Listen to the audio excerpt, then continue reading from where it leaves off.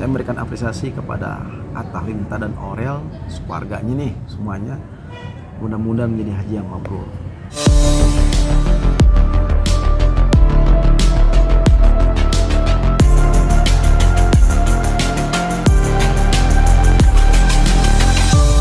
Di usia muda itu pasti ada sesuatu nilai yang lebih.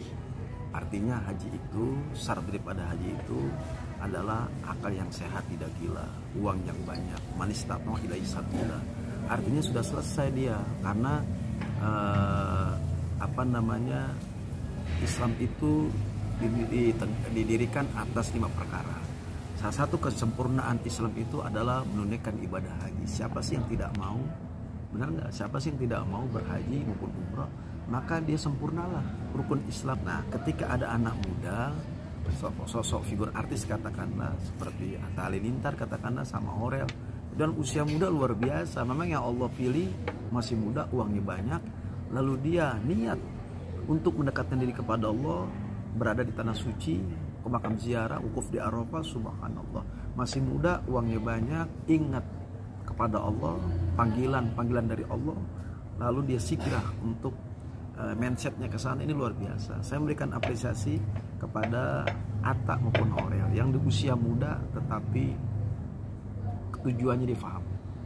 Ini luar biasa. Memang diperlukan untuk ritual ibadah haji di sana adalah fisik yang kuat, apalagi muda.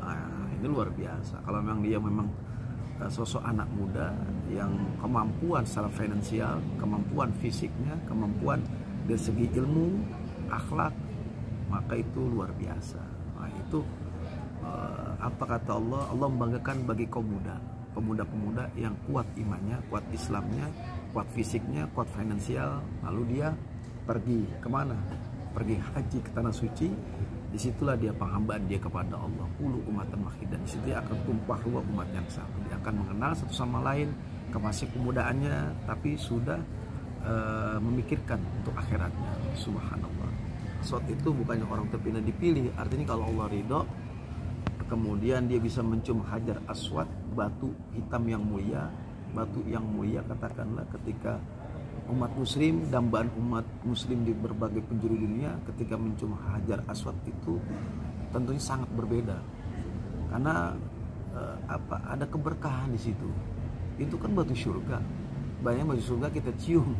Ini subhanallah, banyak orang yang tidak mampu ketika mencium batu Hajar Aswad karena jutaan umat muslim itu ingin berusaha untuk mencium Hajar Aswad. Nah, kalau masih muda bisa mencium batu Hajar Aswad, ini luar biasa. Ada perbedaan ketika seorang melaksanakan ibadah haji, umroh, kemudian dia mencium Hajar Aswad, ada perbedaan tentunya. Perbedaannya apa? Kata Rasulullah SAW, ketika mereka sudah mencium Hajar Aswad, maka nanti itu dijaga haji dan umrohnya. Itu cahayanya beda. Ada energi kekuatan. Ada energi kekuatan yang mereka miliki. Wajahnya enak dilihat, sejuk dipandang. Itu kalau di sana, kalau bisa sampai pulang pun dijaga itu. Karena berbeda dengan batu-batu biasa. Hajar Aswad ini yang diabadikan oleh Allah dan Rasulnya yang terkutip dalam Al-Quran maupun hadis. Nah, ketika kebanggaan umat muslim yang melaksanakan ritual ibadah haji maupun umrah mencium Hajar Aswad, itu kebahagiaan yang luar biasa. Hajar itu sampai abadi, sampai wangi, sampai kiamat juga batu Hajar Aswad wangi. Sangat wangi, beda dengan batu-batu biasa. Meskipun dia tanpa dipakai minyak wangi, tetap wangi, namanya batu dari surga. Semua yang ada dalam surga itu pasti wangi, tidak bau, tidak busuk. Meskipun tanpa dipakai parfum, pakai misik, misik, maupun dia yang harum katakanlah, untuk bagian-bagian di batunya itu diusap pakai minyak wangi, tanpa dipakai itu pun tetap wangi. Karena kenapa? Batu dari surga. Nah, ketika umat muslim mencium batu itu ada energi wajah yang sejuk, enak dilihat. Pandangan enak dilihat. Kenapa? Wajahnya mencium daripada Hajar Aswad. Itu udah cahaya. Cahaya apa? Cahaya keberkahan dari batu itu sendiri. Ini luar biasa. Kalau orang bisa mampu mencium, berusaha, ikhtiar, kemudian dia mencium, itu rezeki makin bertambah. Yang pasti ketika dia mencium situ, doanya dikabul Allah Subhanahu wa taala. Minta kepada Allah tuh. sampai dalam hati niat mencium, atau subhanallah walhamdulillah wala ilaha illallah wallahu akbar, atau boleh juga istighfar astagfirullahaladzim astagfirullahaladzim, atau niat ya Allah jadikan wasilah batu hajar aswad ini sebagai keberkahan buat saya. Subhanallah. Kalau ada sop terdepan itu subhanallah, itu kan semua, siapa sih nggak kepingin berada sop terdepan depan Ka'bah melaksanakan sholat.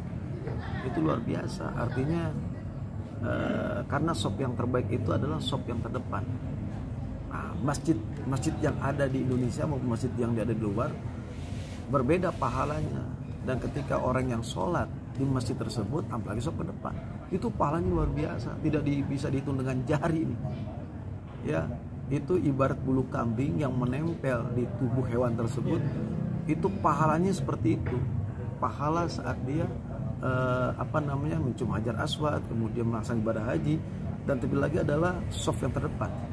Sop terdepan ini pahalanya nggak bisa dihitung dengan hitungan. Pahala terus mengucur selama dia berada di kota suci Mekah. Tapi kalau udah keluar dari itu, pahalanya biasa. Kita sholat di masjid ya biasa. Tapi berada di kota suci Mekah, rumah Allah, itu pahalanya seperti daripada bulu-bulu kambing yang menempel di hewan tersebut. Subhanallah. Ini kalau orang melaksanakan ibadah haji dalam kondisi yang memang mengandung atau baru melahirkan, lalu anak ini dibawa. Tapi akan tambah keberkahan di sana. Nggak ada yang Allah susahkan seorang hamba ketika melaksanakan ibadah haji. Jangan takut, la khaufun 'alaihim wa lahum yahzanun. Jangan takut, jangan sedih. Apalagi berada di kota suci Mekah, sudah pasti Allah memberikan mencukupi kebutuhan-kebutuhan daripada orang-orang tersebut. Apalagi anak balita yang sedang menyusui pada ibunya, itu lebih berkah lagi. Menginjak tanah suci Mekah tersebut akan tambah tuh yang namanya energi keimanan, keislaman. Maka dia akan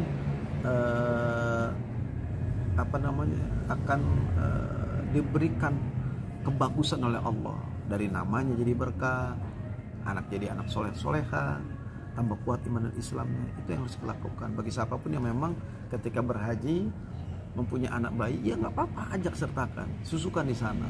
Jangan takut susunya habis, air asinya habis. Allah sudah mencukupkan itu. Itu janji Allah. Innallaha la yukhliful mi'ad. Allah tidak menyalahi janji.